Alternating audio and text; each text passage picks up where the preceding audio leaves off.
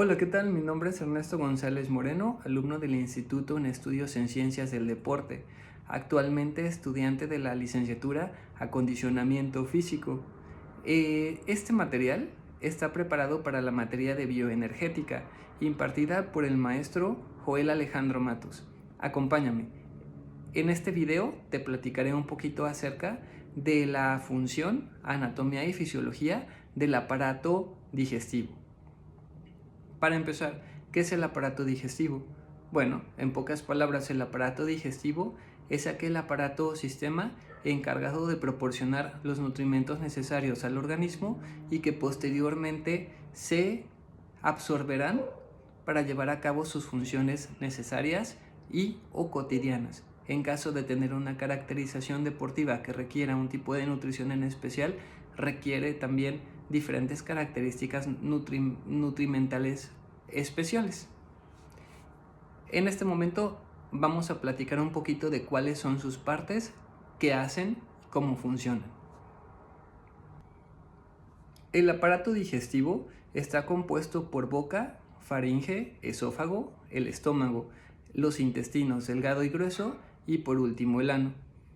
Asimismo, tiene diferentes funciones. La primera de ellas es la ingesta de los alimentos. Tiene una parte en el estómago donde después de la deglución permite por medio de reflejos y contracciones musculares involuntarias la licuefacción de los mismos.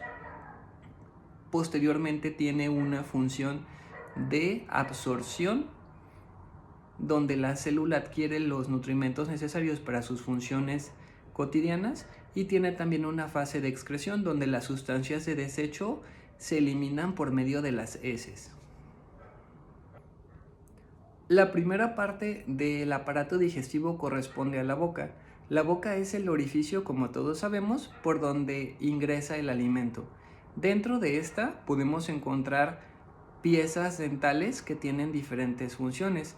Por ejemplo, encontramos los incisivos que cortan trozos grandes de carne, los caninos, cuya función principal es desgarrar los alimentos, y los molares y los premolares, que se encargan de la trituración y también de la masticación.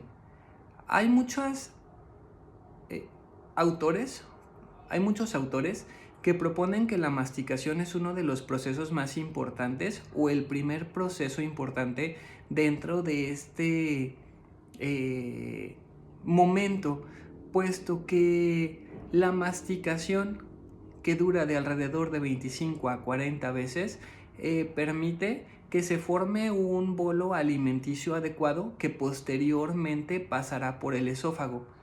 Esto quiere decir que necesitamos tener esa mecánica de masticación para moler los alimentos antes de tragarlos.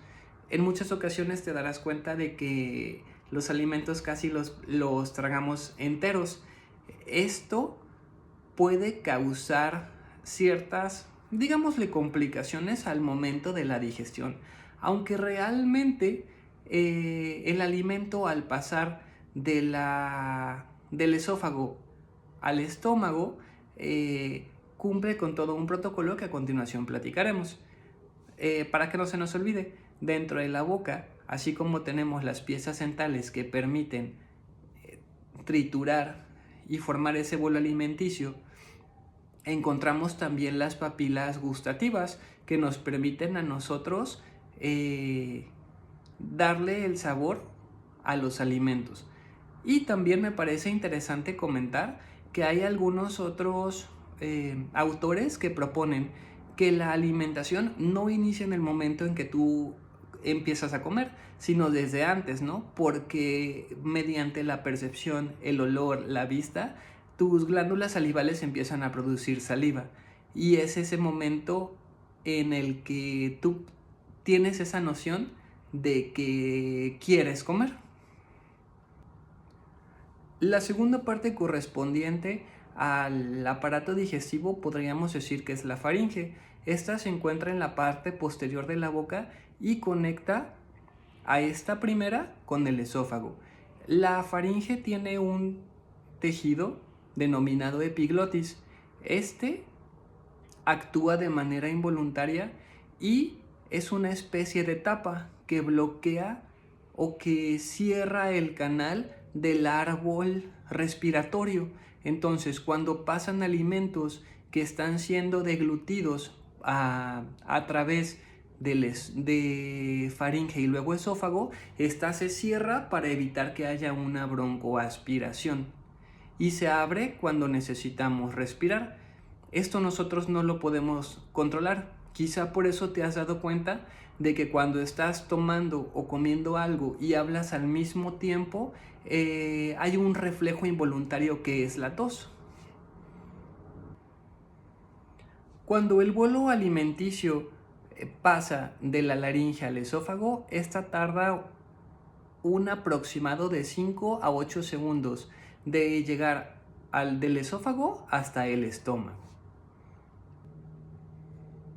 El siguiente elemento que vamos a encontrar es el esófago. La función principal de esta es unir la faringe con el estómago. El esófago tiene la función de hacer que el traslado de los alimentos sea más rápido para llegar al estómago. El esófago tiene dos elementos importantes. Tenemos el esfínter esofágico superior que conduce los alimentos del esófago al estómago. Este esfínter contrae para que el alimento no se regrese y el esfínter esofágico inferior lo encontramos en la entrada del estómago, el cual permite el paso de los alimentos a este último. Aquí es importante señalar, o cabe señalar debido a que lo mencionan varios autores, que cuando uno de los esfínteres se encuentra contraído, el otro se relaja.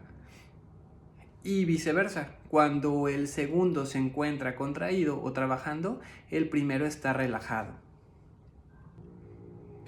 Cuando los alimentos pasan al estómago, cuya función es ser el encargado de la digestión y licuefacción,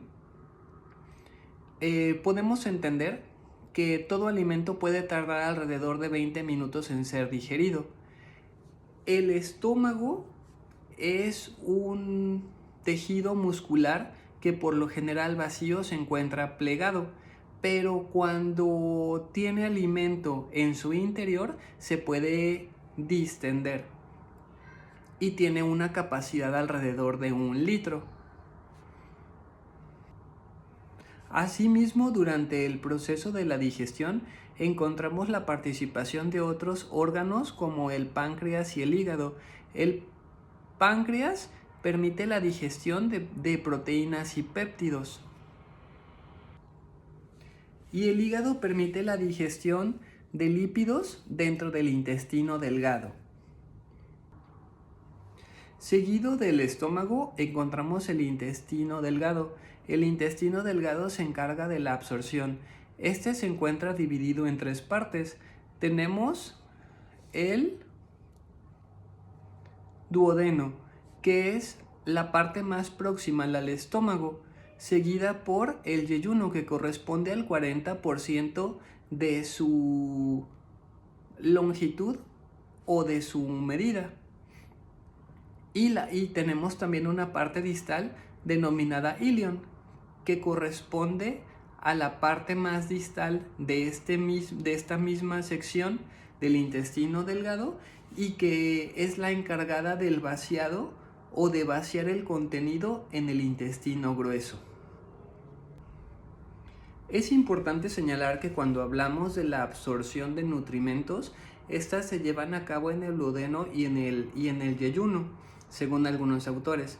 Hay algunos otros autores que mencionan que la absorción de líquidos se lleva a cabo únicamente en el intestino grueso. Sin embargo, esto se ha demostrado que también ocurre en el intestino delgado y que cuando los elementos o estas moléculas no se han absorbido en la parte correspondiente a esta, que hablamos del delgado, muy seguramente terminan de absorberse en la última parte del aparato digestivo. Es importante también señalar lo siguiente. En el intestino delgado podemos encontrar la desnaturalización de proteínas y lípidos, y también cabe señalar que de acuerdo al tipo de molécula que se está absorbiendo, las células correspondientes y las vellosidades que podemos encontrar en el tejido correspondiente al intestino delgado llevan a cabo diferentes procesos. Por último, cuando el material del íleon hace su vaciado al intestino grueso, este se caracteriza porque es un tejido o es una parte del intestino que no posee vellosidades, y quizá, como yo lo había comentado hace unos minutos, en ocasiones aquellas moléculas que no fueron absorbidas en el segmento anterior pueden ser absorbidas en esta última parte. Es importante tener en cuenta que el intestino grueso se encuentra dividido en las diferentes secciones que son ciego, colon, recto y el conducto anal. Por último, en esta última parte del intestino encontraremos la formación de las heces y el proceso de defecación. Y este se lleva a cabo por los movimientos o contracciones peristálticos que ocurren en esta sección del intestino y que movilizan las heces para, como su nombre lo dice, dar inicio con la defecación. Es aquí donde se concluye el proceso correspondiente a la transformación de las moléculas de alimento en una sustancia de desecho. Espero que este material te sea de utilidad y de interés. Sé que es un video muy breve, muy concreto, y quizá la descripción es un elemento importante que hace falta para poder entender mejor cómo funciona y cómo se lleva a cabo todo este proceso de la adquisición de nutrimentos para las actividades funcionales o bien para la caracterización deportiva que tenga un entreno o atleta. Te agradezco tu atención y nos vemos a la próxima. Hasta luego.